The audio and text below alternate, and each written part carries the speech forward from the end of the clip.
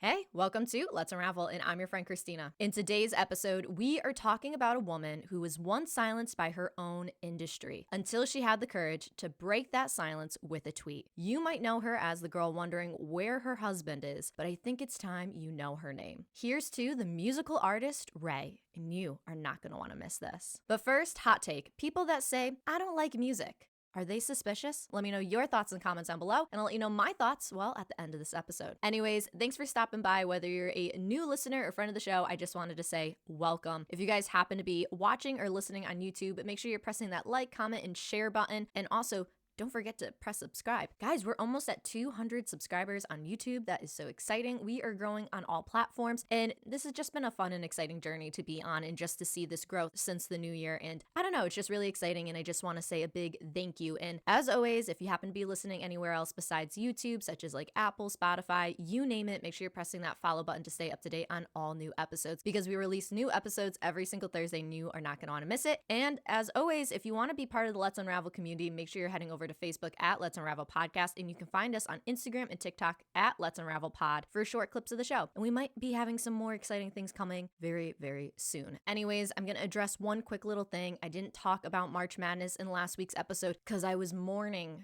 my loss. If anybody, now I don't know if I've made it abundantly clear or not on this podcast, but I love UConn, and I was devastated to see that they lost the March Madness game. I will admit I was a little bit of a sore loser at first, but you know what? Now that I've had some time to process, I want to say good game to Michigan. Did I play in the game? No. But I felt that loss. Anyways, I was really just mourning the loss of the fact I did not win the March Madness bracket, and that's all that I got. But anyways, so good game to all of you. March Madness is, well, now completed, and we are in April. And we are heading into spring. Isn't that so exciting? Hey guys, quick intermission. This is Christina from the editing room. I realized every single time I reference Raye's new album, I missed one of the words in the title. So when you hear me reference her album, the correct title is This Music May Contain Hope. Now let's get back to our regularly planned show. That's all. Thanks. But anyways, let's dive into our topic of the week because, you know, you're here for a reason. So Raye is catching people's attention with her new album, This May Contain Hope, from massive hits such as Where Is My Husband? Yes, that is in all caps. And also Click Clack Symphony. But did you know the lore, or should I say the massive backstory about Raye? I mean, she is considered in British music a true comeback story. Unfortunately, I have just recently found out about her, so I didn't really get to see this clawing back. But this is what makes her so resilient, or you know what, the hero of all of these stories. Anyways, so I had first found out about Raye, obviously like a majority of people, from the song Where Is My Husband, because it had taken over the airwaves, or really it took over TikTok, if we're being completely honest. And that was not the song that made me interested or invested in Raye. The song that made me interested and invested in Raye to the point that I wanted to do a whole episode all about Raye was the song Click Clack Symphony. Now, this song is so good, and this album is beyond words. It's fantastic. This is like everything you want an album to be. It is a true experience, and it is storytelling to its max. One of my favorite things she does is she does a sit-down interview with Apple Music with Zane Lowe, and she talks about how she wanted all of these songs to lyrically stand on their own. That if you took away all the instrumentals and all you had was the lyrics, could you gain something out of it? Could you be moved? And I'm going to tell you right now, yes, you will be entirely moved. If you only read the lyrics, you would be like, this is beyond words. It'd be like reading poetry. It was truly an incredible listen. Beyond words. Now, after falling down the Raye rabbit hole, I had listened to the Apple Music interview with Raye, and Zane Lowe had made a reference to how Raye had to do a little bit of this climbing back, or he kind of implied that there was some resistance or some tension in her career. Now, Raye is about, I believe, like 28, 29 years old, so she's in her later 20s. But what got me so interested is I'm like, okay, they didn't really focus on whatever this turmoil was that she faced early on in her career. So of course, this is where I have to go back and I have to do a deep dive and search and figure all of this out. So let's dive into the making of a star, because I am telling you right now, Raye is gonna become a superstar. I see it. I mean, first of all, she's being compared to other stars such as like Amy Winehouse, which I've always had a sweet spot for Amy Winehouse. I just adored her music, and she was a star in her own right. There was a lot there to Amy, but unfortunately, she never really got her own fair shake of things. And what's also interesting is as I'm looking looking at someone like Raye, I am seeing true star potential. Like, obviously, people are comparing her to Amy Winehouse, but I would even go as far as to say, like, Whitney Houston, Taylor Swift. You have these people that I think Raye has the ability to have real staying power, and she has that star quality. And on top of it, she has this hero journey story to go along with it. Now, she grew up in a musical family, so she was exposed to music such as jazz, soul, gospel, and you can hear that in her music style today. So she got signed to a record label, Polydor, at just 17 years old. This was considered a dream come true. A major label backing her, industry connections, resources to launch a pop career. This was,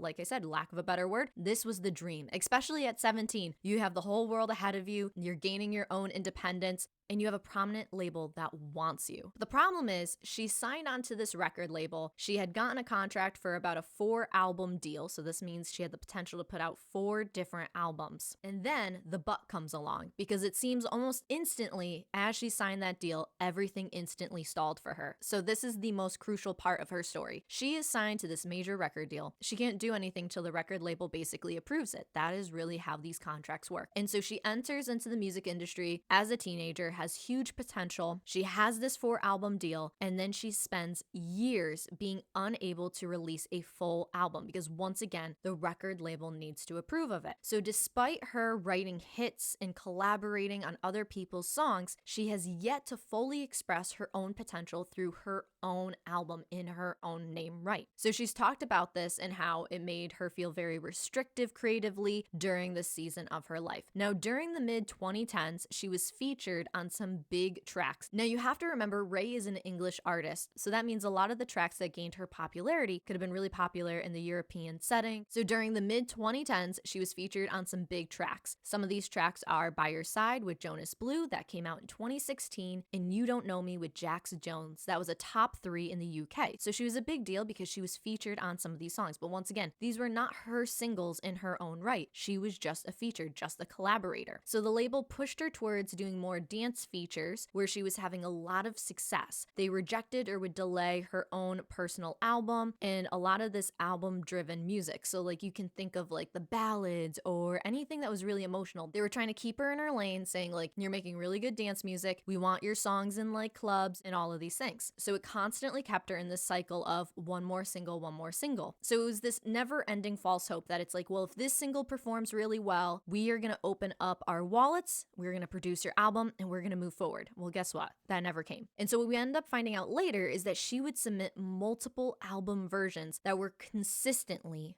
turned down by her label. And so just when you think, okay, how frustrating could this have really been? Yeah, they're turning her down and all these different things. And so we had said that she got signed to Polydor at the age of 17. That was the year 2014. Well, 7 years goes by, bringing us to 2021. And this gets to the point where Raye is like, I am sick of waiting for the possibility of maybe getting to release an album. And so what Raye ends up doing is she ends up sending out a tweet that breaks the silence of, well, this tortured artist.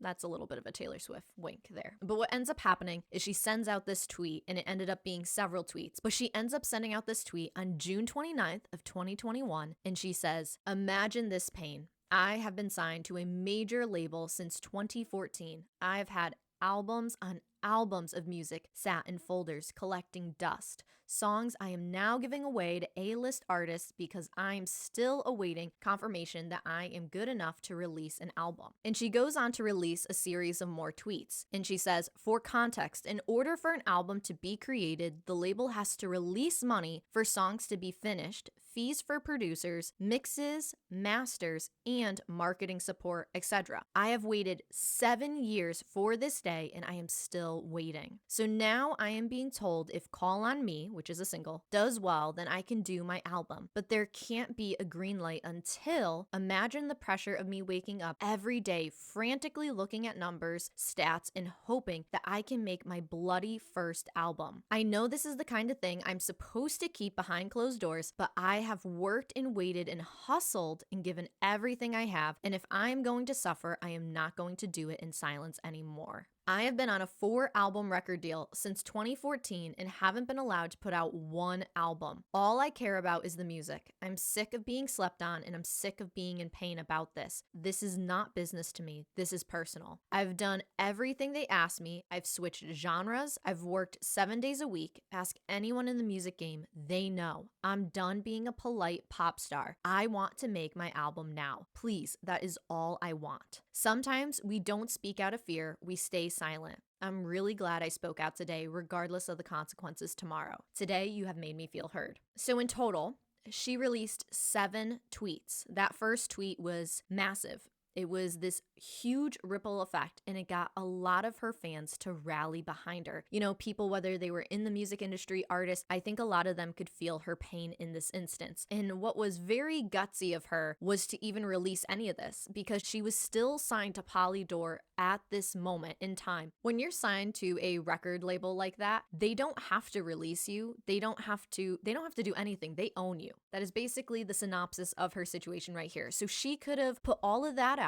Someone could have been really, let's just say somebody could have been really petty and been like, well, if you think your life is miserable now, we're going to keep you in this holding pattern for a little longer and just see what happens. And what is so funny is Zane Lowe even mentioned something like this in the Apple Music, where he goes, people can be petty. And so this is something where she really wanted to address, she wanted to put it all out there. And what was amazing is this tweet actually worked for her. Like, it broke the silence, and shortly after this whole public moment, Polydor and Raye ended up parting ways. They let her out of her contract. She got to go and be an independent artist. She didn't go and sign to another major record deal. She decided, you know what? She's gonna do this more the entrepreneurial way. She's gonna be an independent artist. And so what's amazing is she parts way with Polydor in 2021, and she releases her very first album as an independent artist. It was called My 21st Century Blues, and she released it in 2023. So this was known as being a deeply personal album. It focused on topics like addiction, trauma, industry pressure. There was all kinds of musical nods to jazz, soul, pop, orchestra, and these different things. But what's truly amazing about this whole album is it was critically acclaimed. One of her songs off this album was called Escapism, and it became a UK #1 hit. So this is her after years of being told no one is gonna want your albums, you're not good enough. She delivered a massive,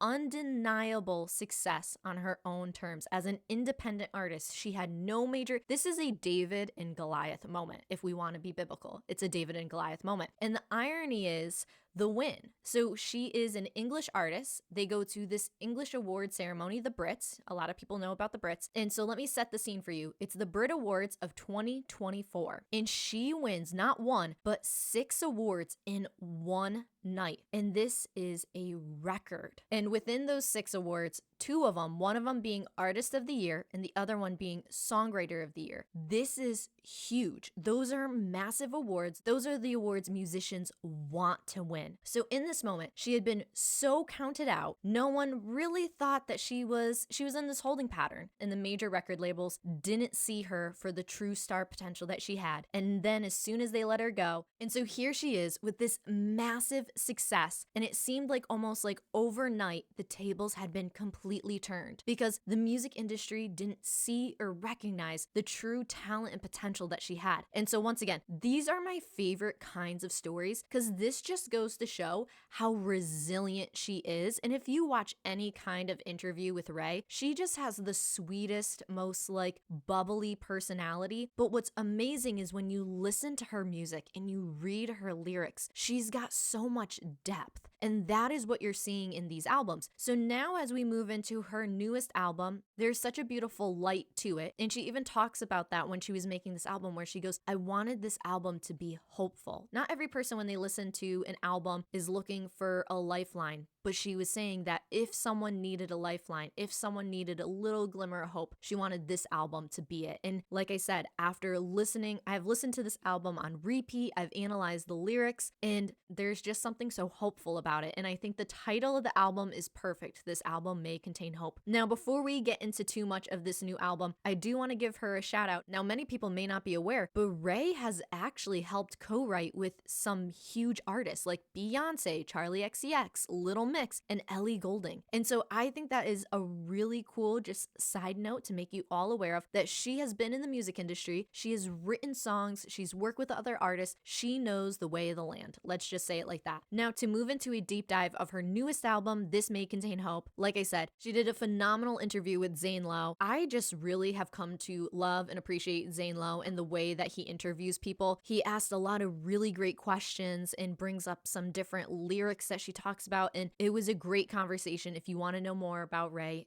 definitely go listen to that interview. I'll have it linked in the show notes down below, and I'll also have a couple other interviews that I ended up watching with Raye that I thought were phenomenal. And so yeah, those will be in the show notes down below. Now, one of my favorite things is the English music scene has compared Raye to Amy Winehouse. Now, if you don't know much about Amy Winehouse, she is a phenomenal talent. She has since passed away back in like 2011, 2012. Amy Winehouse was a phenomenal talent, but also never really got her own fair shake of things as well. So she was kind of done dirty based on like the way the media cycle was set up at the time. You know, the 2010s, it was tumultuous times. Let's just put it that way. So in her second track off of this album, it's called I Will Overcome. She makes reference to Amy Winehouse. And so, you know, one of my favorite things to do is to pull my favorite lines off of albums. Now, the biggest thing I've noticed with Raye's album here is she doesn't have a lot of one-liners that I like. She has paragraphs that I love. And so it's made it really hard because I feel like I could go through paragraph after paragraph or verse after verse and chorus after chorus of just saying how much I love her writing. But she's really mastered the art of songwriting. And she kind of even talks about that in her Apple Music interview where she's saying, she goes, you know, I spent so much time being a songwriter. She goes, I feel like in a way, kind of like she's mastered it to a degree. And so I am going to read to you a verse from I Will Overcome. It's track 2 off of the album This May Contain Hope. And it goes, the cobblestones that I march on, and it haunts me and it taunts me. And suddenly, in a reflection of a Chanel bouquet window, I see the old me and I hate her. I feel syrup strands of blue moonlight pour through the clouds to find me out like a spotlight, as if heaven's watching down to illustrate briefly the state of my mind. I have black cat-eye glasses, so I look chic as I cry. It's funny, some people say I remind them of Amy, aka Amy Winehouse. Some spit through their keyboards, I'll never amount in the evil and the insults. The arrows from your tongue is the same devils you tortured her with. Anyhow, I'll overcome. She will, she will, she will. I'll overcome, yes indeed. When this wicked world wants to whisper, you cannot, you won't be, you will not. So go home and shut up and go to sleep. This is a song to remind me since I needed one. And so basically what I love about this song is she was saying how she wrote this song for herself and it was all about I will overcome. And I love how, you know, she decided that she wanted to make music. That was the industry she wanted to be in. This was the path that she chose. There are some paths that you choose that you open yourself up for criticism. Unfortunately, it's just the name of the game. And the music industry is one of those. Here she is being judged and compared to other artists such as Amy Winehouse. Now, in so many ways, Amy Winehouse, the talent that she is, it's such a compliment. And then in other ways, you look at talent such as Amy Winehouse and you can see the torment and the torture that the world or the music industry put her through. And it, once again, it goes back to exactly what Raye is stating in this album. And it's so beautiful. But most importantly, I love how she's giving herself this mantra of, I will overcome. And even in the way that she's layering these sounds, you hear her repeating back to herself saying, she will, she will, she will. And that is the beauty of like a song like this. And once again, her album, oh my goodness, her album is a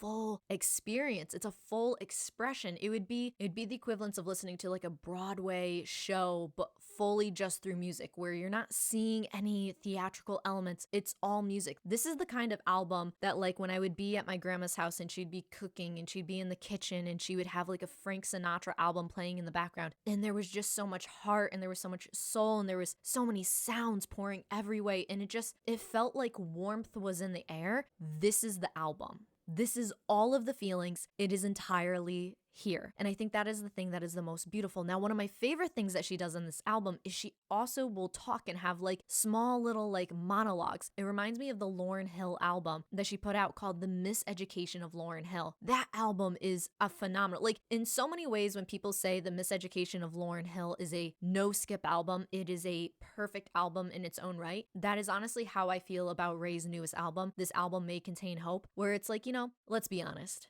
There's times when you listen to albums, there's songs that are your least favorite, but as a whole, it paints a story. It's so good. And I just remembered thinking about the miseducation of Lauryn Hill. I'm like, I wonder what that would have been like when that album first came out, for people to just collectively be like, this is truly so incredible. Like, to almost be like, you hold this piece of art and you're like, this is beyond what's out there today. And then I listened to this album by Raye and I'm like, I imagine this is what it felt like. It's like you're speechless. There's not even enough words to express just the level of sophistication that this album has, that it's like, it's so good. This isn't just like, don't get me wrong, I did a whole video about Harry Styles and how I really enjoyed his album, and that was great, and that is in a league of its own. But this album, this is exceptional. This is an album that I feel like decades and decades and decades will go by, and you will come back to an album like this and you will stop and you'll be like, one, I feel like it's a true sign of the times.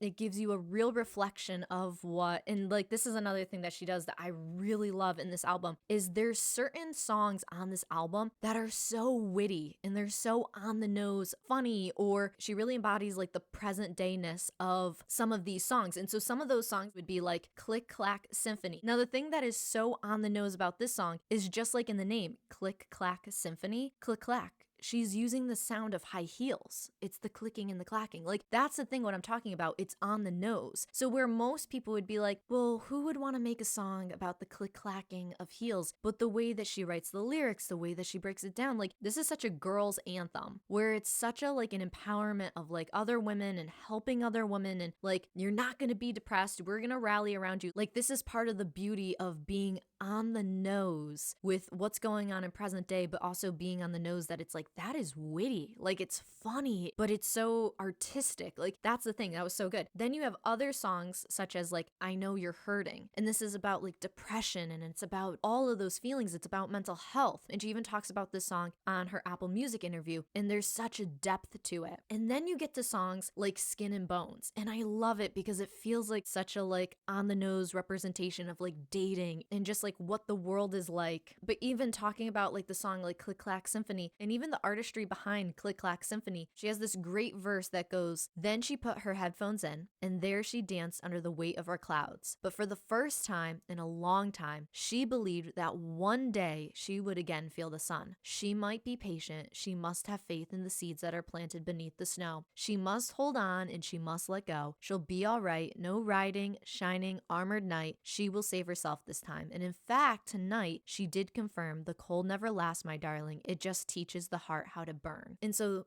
even with this verse, beautiful representation of modern time. You know, you read books like Pride and Prejudice so you can remember what it would be like during Regency times, and you're like, what would life be like in those day and age? And this is a beautiful album that really puts a nose onto this is what our 21st century looks like. And then even when we're talking about songs like I Know You're Hurting, and we're talking about like the mental health of it all, there's these great 4 lines where she says, I can see you standing on the edge. Your legs step on the ledge of life's afflictions. I know you're a master of disguise.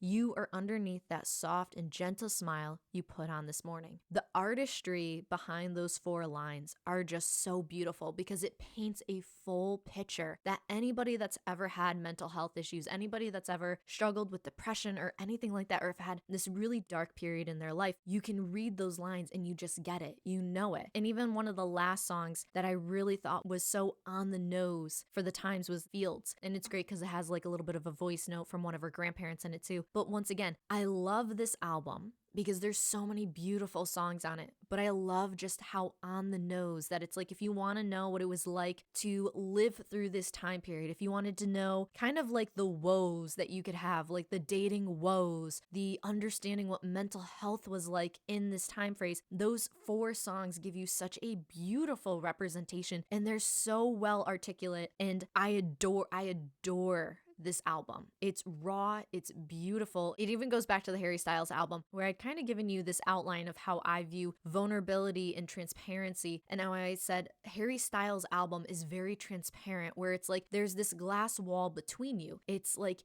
you can see all that he's doing and all he's going through in real time, but you can't touch it because there's this glass wall between us. But with the album, This May Contain Hope, this is a vulnerable album where every line is so emotionally charged. It demands to be felt and it demands to be seen. And that is the artistry of Raye. This is a vulnerable album. The truth is, you can't call an album "This May Contain Hope" if there wasn't something illuminating behind it. And that is what she's done with this album. And I mean every word I say about this album, that it should win awards. This should be a fully recognized moment in time for the artistry that it is. And I don't want this praise to be given lightly. I don't feel this way about very many albums. Don't get me wrong. I love artists like Harry Styles and Taylor Swift, but an album like this is beyond words and demands recognition. So obviously, I named the songs that I felt like were very on the nose, were witty for the time frame of now. But my personal favorite songs off this album that I love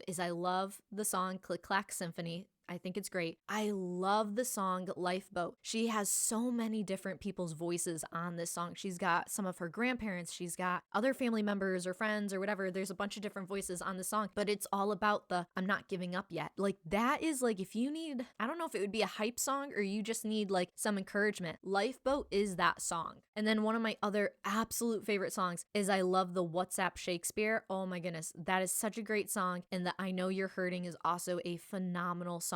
But like I said, this whole album is great. There's so many wonderful lyrics. I can't even get to all of them because they're just so good. I mean, like I could highlight line after line after line. So to just focus on some last things with Raye and to just give some more recognition to Raye and what she's done here is obviously she's worked in the music industry. She's worked for other artists such as like Beyonce. Like we mentioned all of that. But what was so unique is kind of like she had said that she felt like she really mastered the songwritingness of it all. In this album, she shifted to being a producer. So where songwriters would be on the sidelines of the room, the producer is the one that's sitting in the center of the room. They're producing, they're pulling, they're playing. It's like they are the puzzle master. They're the ones pulling and ripping and assembling and putting it all together. And with this album, she really hit her stride with what she produced here. And what's so cool is even when you listen to her in other interviews, like I saw an interview with her with iHeartRadio, is how she even says when she goes on tour and she performs these songs, she is a constantly evolving artist. She's not looking to optimize the songs and make them be as perfect as possible. She is talking about the love and the passion of music and about how even through music, even through songs that you could perform every single night, they slowly evolve and they change over time. And I think that is what is so cool about her just in her artistry. And what's also so unique is I love the fact that it's like you could go to her show one night and the next night it's totally different. And that is where you just see she just so loves the music aspect of it all. And now what I think is so cool is TikTok has given us this moment of just really getting to appreciate, acknowledge, and highlight English girls in music right now. I mean, from Olivia Dean to Raye, there's been a spotlight on the talent that's coming out of the UK. And I think it's really exciting, especially being an American, that I'm like, we don't always get to hear some of the UK specific talent because obviously we have all of our own musicians and talents within the States. But what has been so cool is unless there are these massively successful individual artists or groups, you know, I think about like the Spice Girls, unless they're huge, a lot of times we don't always necessarily know about them. I just think it's so cool that we're slowly getting to highlight other artists from other places, you know, Olivia Dean, Raye. This is just the beginning. And I think this is really cool. So I can't wait to see more of what's going to happen. And on top of it, I have to say, UK girls, I love the class that they bring. They have so much substance and depth. Okay, that's what it is. They have so much depth to them that when they do interviews, like I love watching interviews of Raye and Olivia Dean. There's just so much going on there. And even like I said, I mean, I love Olivia Dean's album. It was so good. But once again, Raye, it's a whole nother level.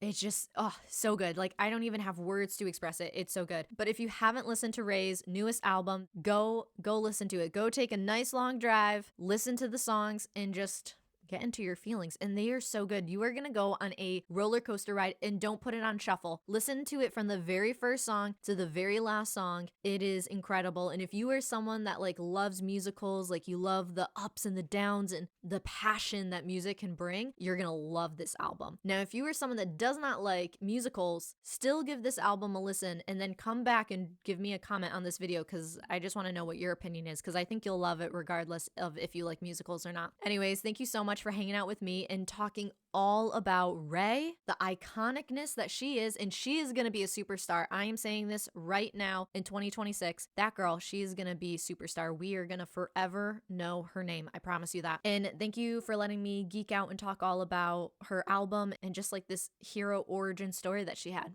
Anyways, I would love to connect with you more. You can connect with us on Instagram, TikTok, and YouTube at Let's Unravel Pod. If you enjoyed this week's show or the podcast show in general, please leave a 5-star review on Apple Podcasts, Spotify, and now Facebook. Your 5-star ratings and comments go a very long way. And also, please don't forget to hit subscribe or follow wherever you might listen to stay up to date on all new episodes. I release new episodes every single Thursday, and you are not going to want to miss this. Well, I guess it's that time of the episode to tell you my hot take. Do I think people who say, I don't like music, are suspicious? If I'm being completely honest, absolutely. Okay, you want to know the irony in like this whole hot take about the like, I don't like music? My mom is one of those people. She likes music, but like growing up, we'd get in the car, and if I tried to turn the radio on or I tried to put music on, she does not like background noise at all. She's just like, no. She'll listen. Now listen, she's not a monster. She'll listen to music like on occasion, but she does not love music the way that like I love music. I have music on all of the time. Like I just, you know what? I want a soundtrack for my life. That's exactly like how I feel about it. So do I think people like that are suspicious? Yes, I do. Just a little bit. Now, do I think they're going to act on their like suspiciousness? No, but like I just think there's something off there, you know? I don't know. Anyways, let me know what you think. But that's all. So I'll talk to you guys later. Bye.